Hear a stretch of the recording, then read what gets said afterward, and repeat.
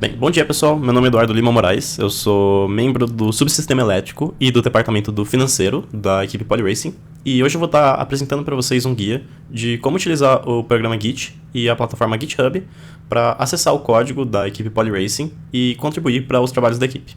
Bem, primeiro eu acho interessante a gente entender por que a equipe usa o Git, ao invés de simplesmente colocar todo o nosso código lá no Google Drive, que a gente tem centralizado os projetos de CAD e todos os arquivos que utilizamos.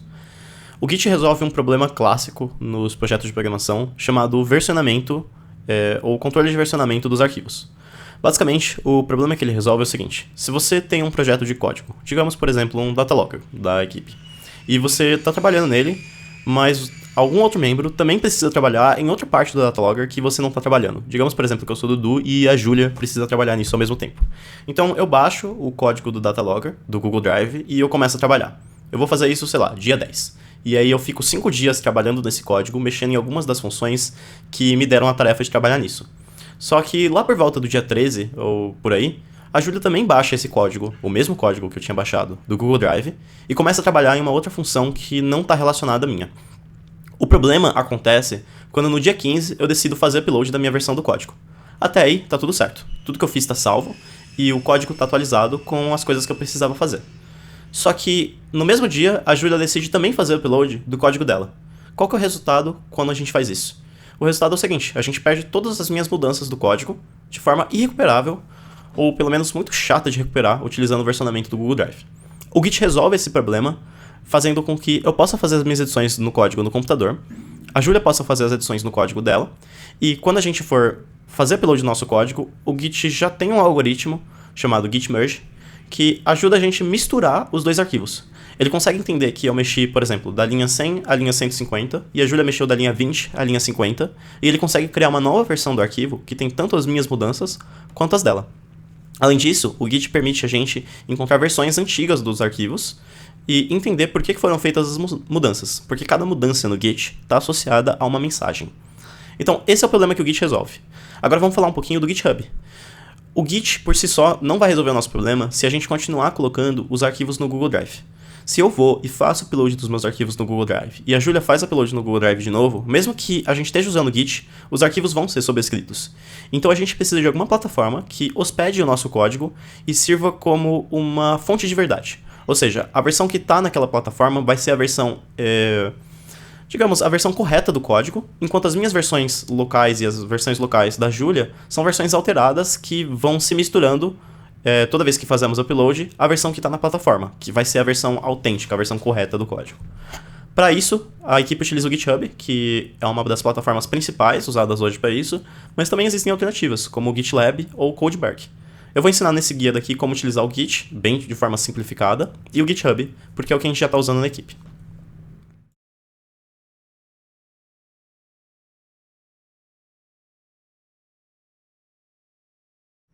Ok, então para a gente começar o nosso guia e trabalhar com os repositórios no GitHub da equipe Polyracing, a gente vai primeiro precisar baixar o Git no nosso computador. Para vocês fazerem isso, vocês vão precisar por Git no Google, entrar nesse link daqui, o gitsm.com, e clicar em Install for Windows. Quando você entrar aqui, você pode clicar em Click Here to Download. Ele vai baixar um instalador do Git, que a gente vai clicar para abrir. E quando ele pedir autorização, você pode dar o sim. Você pode aceitar a licença, manter o local padrão de instalação. Você pode deixar tudo isso aqui no padrão.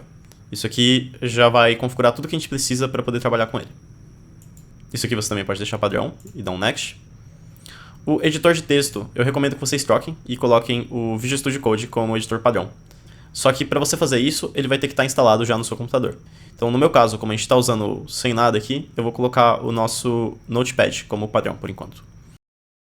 Isso daqui você pode deixar Let Git Decide, ou você pode trocar aqui e colocar para main. Esse aqui é o padrão moderno e nos repositórios da EPR é isso que a gente está utilizando. Então se você quiser deixar igual a como a gente já está fazendo, você marca essa opção e deixa main marcado. Isso daqui você pode deixar no padrão também. Você também pode deixar isso aqui no padrão e dar um next. Também pode dar um next aqui e deixar padrão. Essa página é muito importante. Ele está perguntando para a gente como que ele deve tratar os finais de linha quando a gente fizer um commit. Isso aqui é importante porque a forma com que o Windows e o Linux ou o macOS guardam arquivos de texto são diferentes.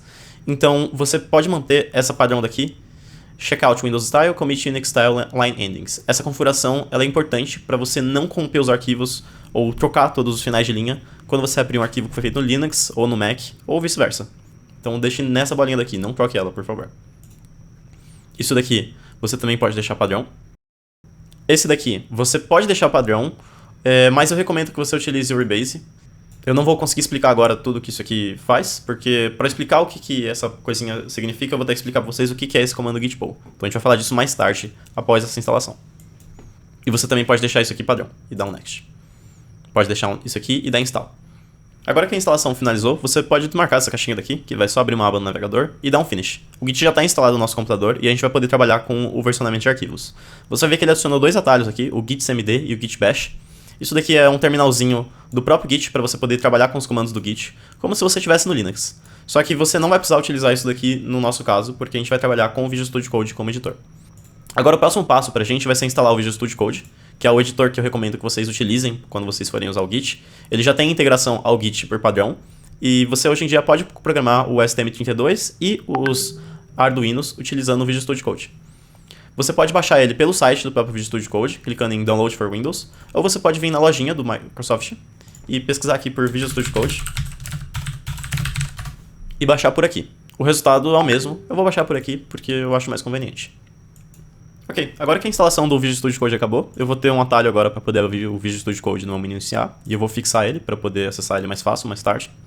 Se a gente abrir ele, você vai ver que ele está com toda a configuração padrão, eu não mudei nada e não configurei nada, só que ele já tem uma abinha para a gente poder trabalhar com o Git. Vou mostrar para vocês onde ela fica quando a gente abrir ele aqui por padrão. Quando você abrir o VS Code, o menuzinho que permite você trabalhar com o Git é esse daqui. Você talvez já tenha visto ele antes.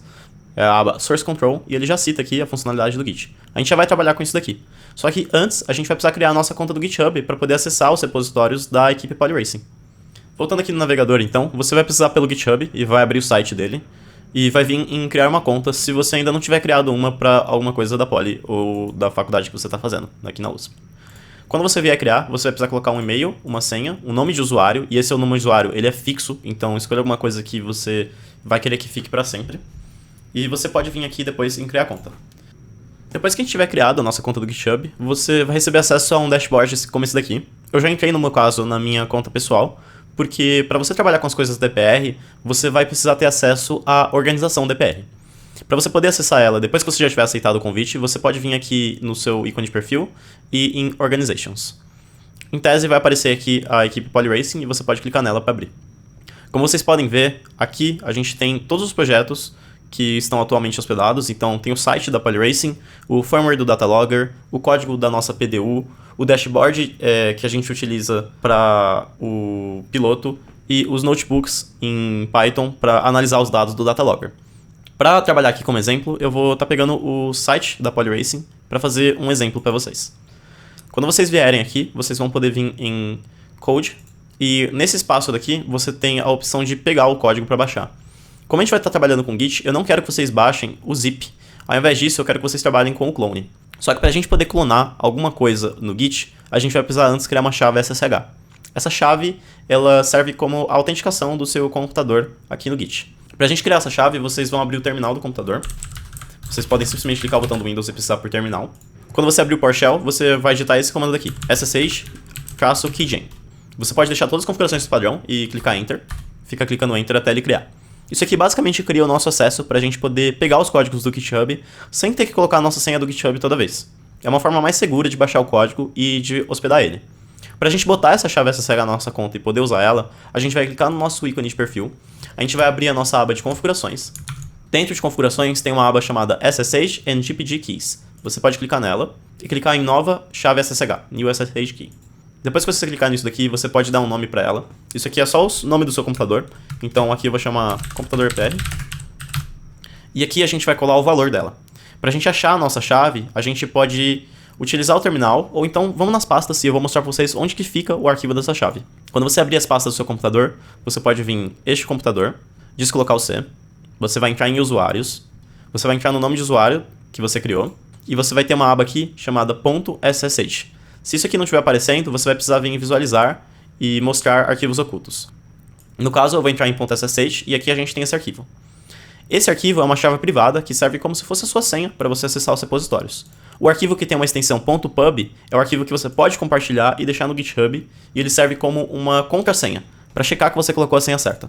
Eu vou abrir esse .pub no bloco de notas. Eu vou copiar o conteúdo daqui e vou colocar ali no GitHub nesse campo. Pode deixar ele exatamente como ele estiver e clicar em Add SSH Key. Ele vai confirmar que você conseguiu adicioná-la. E agora, se a gente for novamente ali no site e clicar em Code e copiar esse endereço, a gente vai poder clonar o nosso repositório. Clonar é o processo de pegar o repositório e colocar ele na nossa máquina local. Então, com isso, a gente pode até fechar o nosso navegador, porque eu já copiei esse link. Eu vou fechar o bloco de notas, fechar a nossa pasta, e agora a gente começa a trabalhar por dentro do VS Code. Abrindo o VS Code, a gente vai ir para essa opção chamada Clone Repository, quando a gente tiver nada aberto. Se você não tiver com isso aqui nada aberto, você vai ter que abrir essa abinha Welcome. Se eu não me engano, a gente pode clicar Ctrl+Shift+P e escrever Welcome, e vai abrir novamente essa aba. E a gente pode vir em Clone Git Repository. Quando ele pedir o URL, a gente vai colar aquela coisinha que a gente pegou e dar um Enter. Ele vai perguntar pra gente onde a gente quer guardar isso aqui, no nosso computador. Então eu vou salvar da minha pasta documentos, que é uma pasta chamada EPR, e eu vou escolher isso como destino. Eu vou dar um sim, ele tá perguntando se a gente confia no GitHub, e agora a gente vai esperar. Ele vai perguntar se a gente quer abrir o repositório, e eu vou clicar em sim, eu vou abrir, e ele já vai abrir a pasta do nosso website. Quando ele perguntar se você confia, você pode clicar em sim, confio nos autores, isso é coisa do próprio VS Code. Como vocês podem ver, eu baixei todo o código do website atual da equipe Polyracing dentro do meu VS Code. Agora a gente pode começar a trabalhar nesse código e fazer mudanças nele da forma que a gente quiser. Como um exemplo, eu vou fazer uma pequena mudança daqui e eu vou mudar o Polyracing do website para equipe Polyracing, só para mostrar para vocês como que faz o commit. Depois que a gente fez a nossa mudança, a gente precisa fazer isso que eu estou chamando para vocês, que é o commit. O commit no Git é uma versão única na história do código. Então é basicamente falar, olha, eu fiz uma mudança, vamos salvar essa mudança e mantê-la no histórico. Para a gente fazer esse commit, a gente vem na aba Source Control do VS Code, e aqui vão ter todos os arquivos que a gente modificou. Às vezes, se você tiver modificado mais de um arquivo, por exemplo, se eu fizer uma mudança no nosso CSS, ele também vai aparecer por aqui. No caso, eu vou fazer uma mudança só em um arquivo para a gente poder simplificar. Quando você quiser fazer o commit, você vai vir aqui no Changes e vai clicar no Mais, e agora a gente precisa escrever uma mensagem. No caso, eu vou fazer uma mensagem escrito muda Polyracing para equipe Polyracing. Essa mensagem ela vai aparecer nesse histórico aqui embaixo, que mostra pra gente quem fez cada mudança do código e qual mudança foi feita. Você vai ver também que eu uso uma convenção, geralmente, chamada Conventional Commits, que indica se a mudança foi uma funcionalidade nova, um trabalho, alguma coisa relacionada à documentação, mas por enquanto você não precisa se preocupar com isso. Então, como exemplo, eu vou dar o commit. E na primeira vez que a gente rodar o comando, ele vai reclamar. Ele vai falar pra gente, a gente não configurou um nome de usuário, nem um e-mail.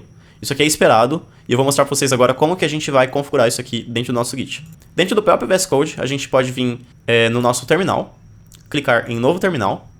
Agora, a gente vai precisar usar os comandos para configurar o nome de usuário. O primeiro comando que a gente vai rodar é o gitconfig --global user.name com o nosso nome de usuário. Você pode botar aqui exatamente o mesmo nome de usuário que você deixou lá no seu GitHub, ou você pode colocar alguma coisa um pouco diferente. Ele não vai checar se isso aqui é igual, mas o ideal é que você deixe igual para ficar fácil identificar você. Depois disso, a gente precisa configurar o nosso e-mail. Para configurar o nosso e-mail, a gente vai rodar o comando gitconfig --global user.email, e novamente eu recomendo que você coloque aqui o e-mail que você colocou lá para sua conta do GitHub. Beleza, agora que a gente configurou isso daqui, a gente pode fechar o nosso terminal e rodar o nosso commit. Feito isso, vocês vão ver que aqui no graph apareceu um novo commit com a nossa mensagem e ele está em azulzinho. Ele inclusive está marcado de uma forma um pouquinho diferente. A gente vê que ele está marcado com azulzinho main, ao invés de estar marcado com a nuvenzinha origin main. Essa nuvenzinha roxa escrito origin main significa que esse commit daqui é a última versão que está no nosso GitHub. Esse commit que está com a mensagem remove stick do header no mobile. Enquanto a versão muda Polyracing para equipe Polyracing está apenas no nosso computador. Para a gente mandar para o GitHub é muito simples. A gente simplesmente vem aqui e clica na opção Sync Changes. Ele vai falar que ele vai dar um pull e um push. O pull significa que a gente está baixando o código do GitHub e trazendo ele para o nosso computador. E o push significa que a gente está pegando o que a gente fez e mandando para o GitHub. Como eu disse, o Git já lida com a situação em que você fez um commit e uma pessoa fez um commit no outro computador dela e também rodou esses sync changes. Em algumas situações vão haver conflitos, só que você pode pedir ajuda para um membro da equipe para resolver esses conflitos quando os arquivos conflitarem. Eu vou clicar em OK. Uma coisa que talvez apareça dentro do seu VS Code é o seguinte, ele talvez pergunte para você, você quer que o VS Code rode periodicamente o comando git fetch? Se em algum momento ele perguntar isso pra você, você pode clicar sim. Isso aqui simplesmente vai avisar pra você se houve alguma mudança no GitHub que você ainda não recebeu no seu VS Code local. Agora, se a gente checar o nosso repositório lá no GitHub, a gente vai ver que o código tá assim. Eu abri o repositório e eu vou mostrar pra vocês como que aparece. Como vocês podem ver, quando você abre um repositório no GitHub, aqui do lado a gente tem uma descrição, um link que foi definido por alguém que configurou o repositório, algumas tags, as linguagens de programação usadas e as pessoas que contribuíram. Nessa abinha daqui aparecem os arquivos que estão dentro do repositório e logo acima aparece a lista de commits. O commit que aparece aqui é a última mudança que foi feita para o código. Então, no meu caso, ele está listando a minha conta e está mostrando que a mudança que eu fiz foi mudar o Polyracing para a equipe Polyracing. Essa foi a mensagem que a gente havia escrito. Se eu clicar nisso daqui, o GitHub já abre uma interface que mostra para mim todas as mudanças que foram feitas. Então, nesse caso, ele mostra para mim que eu modifiquei o arquivo index.html e que eu peguei o texto que estava escrito Polyracing, ele está em vermelho, ou seja, eu tirei, e eu mudei para a equipe Polyracing, que é a parte que está em verde. Se eu quiser ver mais commits, eu volto aqui novamente para a nossa aba Code do nosso repositório e eu posso clicar nesse aqui, 11 commits. Isso aqui vai abrir a lista de todos os commits que foram feitos no repositório e como você pode ver, ele sempre mostra o usuário que fez, a data, a mensagem e sempre que você clicar, você pode ver quais mudanças foram feitas. Isso aqui ajuda a gente a manter uma noção do que foi feito no projeto nas últimas semanas ou dias, quando você sair de um tempo do projeto ou pegar um projeto que você não estava trabalhando antes. E alguns minutos depois, se você olhar aqui o horário que passou, o site já está exatamente como eu tinha colocado ali no nosso código. Então, essencialmente, gente, essa é a forma que a gente vai poder trabalhar com o Git e o GitHub da equipe. Você pode utilizar ele para trabalhar com qualquer um dos projetos. Então, qualquer coisa que você estiver trabalhando de código, você pode colocar no GitHub da equipe. E agora, finalmente, eu vou ensinar a última etapa para vocês, que é se vocês estiverem trabalhando com um projeto que não está aqui ainda, como que você faz para trabalhar com ele. Para isso, a gente vai vir na organização da equipe Polyracing, daquela forma que eu havia mostrado antes. Você vem no seu perfil, Organizations, e procura pela equipe Polyracing. Depois você vai clicar aqui em New. Isso aqui cria um novo repositório, um novo projeto de código. E eu vou chamar isso aqui de teste tutorial. Você pode dar uma descrição para isso aqui. Depois disso, é importante que você mantenha a visibilidade do repositório como privado, para garantir que só os membros da organização possam acessar, ou seja, os membros do EPR. E depois disso, você pode clicar em Create Repository. Se você já estiver trabalhando no seu código, ele vai te dar aqui os comandos que você pode usar para você mandar o seu código do computador para cá. Então, eu vou dar um exemplo aqui para vocês, criando uma pasta com alguns arquivos, e eu vou mostrar para vocês como que você manda ele para cá. Ok, então o que eu fiz foi basicamente criar uma pasta nova e criar um arquivo qualquer e escrever um textinho nele. Aqui dentro do VS Code, a gente vai ver agora que na nossa aba Source Control, a gente tem duas opções. A primeira é a Publish to GitHub, e eu não recomendo que vocês usem isso daqui, porque isso aqui depende do GitHub estar funcionando com a integração correta do VS Code, e você talvez tenha dificuldade de colocar o código na organização da EPR. Porque eu não quero que você coloque isso quando você for trabalhar alguma coisa da EPR na sua conta pessoal. Deixando na organização, qualquer membro pode acessar o código e ajudar você a trabalhar nos projetos. Então o que a gente vai fazer antes vai ser clicar em Initialize Repository. Isso simplesmente começa um repositório Git local no nosso computador.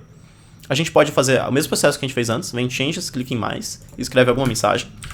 É comum a gente usar a mensagem Initial Commit para o primeiro commit, mas você pode escrever o que você quiser. Depois de clicar em Commit, a gente vai abrir o nosso terminal dentro do VS Code e usar os comandos que o próprio GitHub deu pra gente. Você não precisa decorar esses comandos daqui.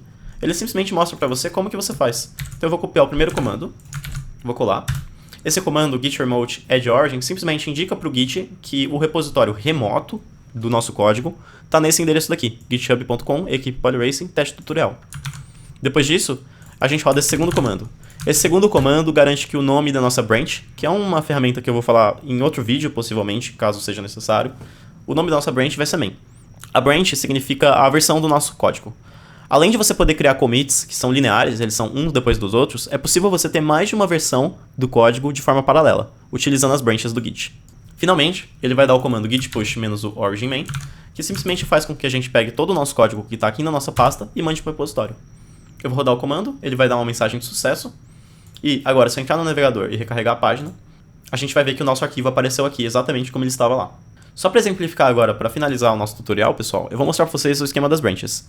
Se a gente entrar na equipe Polyracing, existe um dos códigos chamados Datalogger Framework, que é o código do Datalogger que foi criado há alguns anos atrás. Se você ver, tem toda a documentação aqui de como trabalha com ele, usando o STM32 IDE, e uma das coisas que está documentada são as branches do repositório, que descreve o seguinte: na branch main, a gente tem uma tentativa de refatoração e documentação do código. Em uma outra branch, chamada Datalogger Full Tech, tem a versão do código que é feita para funcionar com a nova FT que a gente está usando no carro. E na branch Datalogger original, tem o código que fica reservado para a Bosch MS4, que é a versão original do código do Datalogger. Dentro do GitHub, se você quiser ver as outras versões do código, você sobe aqui, vem nessa opção main, e você vai poder escolher as outras branches. Então, por exemplo, se eu clicar em Datalogger original, você vai ver que alguns arquivos aqui talvez mudem a mensagem depois que eu rodar. E ele vai mostrar pra mim que essa branch tem coisas que não estão na main. Então, existem 9 commits que não estão na main. E existem 12 commits que estão na main que não estão nessa branch daqui. Basicamente, isso significa que são versões paralelas do mesmo código. E isso é muito interessante quando você precisar fazer um experimento no código, mas não quiser deixar a versão atual completamente quebrada. Para você mudar de branch lá dentro do VS Code, você pode vir aqui embaixo, clicar nessa mesma opção, main, e ele vai dar a opção de você criar uma nova branch, se você quiser criar alguma coisa nova, ou então ele vai dar uma opção de pegar uma branch remota. No nosso caso do tutorial que eu criei, a gente só tem a branch main. Mas se eu tivesse pego aqui agora o Datalogger Firmware, a gente apareceria as opções de pegar Origin/main, Origin Datalogger Full Attack ou Origin Datalogger Original, que permitiria a gente trabalhar em uma dessas versões paralelas. Pessoal, de tutorial de Git e GitHub é basicamente isso. Vocês já sabem trabalhar com o básico do Git e do GitHub. E eu recomendo que vocês tentem se aprofundar um pouquinho com como usar essas ferramentas. Existem muitos tutoriais disponíveis na internet e eu não vou recomendar nenhum específico porque eu acho que depende um pouquinho do seu nível de habilidade. A minha recomendação também é que sempre que você tiver uma dúvida, tente usar o ChatGPT ou o Gemini para perguntar como fazer alguma coisa no Git ou como utilizar o GitHub para fazer alguma funcionalidade. Porque geralmente eles são muito bons em ajudar você a utilizar essas ferramentas.